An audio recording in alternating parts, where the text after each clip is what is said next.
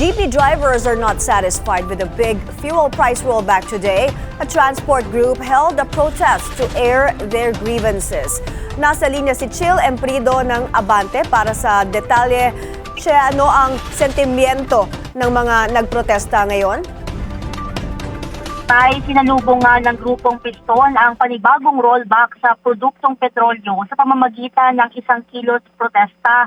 Kahit daw kasi may malakihang tapyas sa presyo ng mga produktong petrolyo, ang pagkilos ng grupo ngayong araw ay dahil pa rin sa walang kamatayang giyera sa gitnang silangan at ang pakiramdam na ngayon lang tong rollback at pinatikim lang sa kanilang mga pumapasada.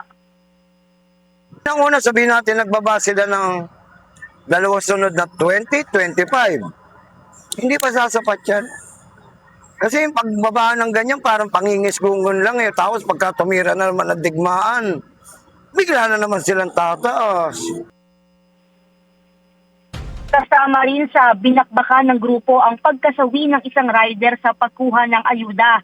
Ani ni Wilfredo Cano, kailangan bang may mamatay muna bago makuha ang tulong mula sa gobyerno? Kung walang mamatay, saka sila gagawa ng aksyon.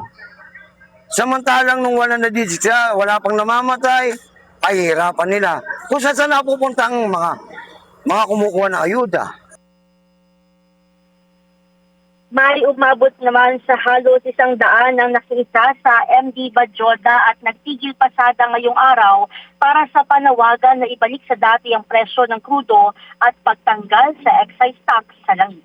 May Maraming salamat, Chill Emprido ng Abante, nag-uulat.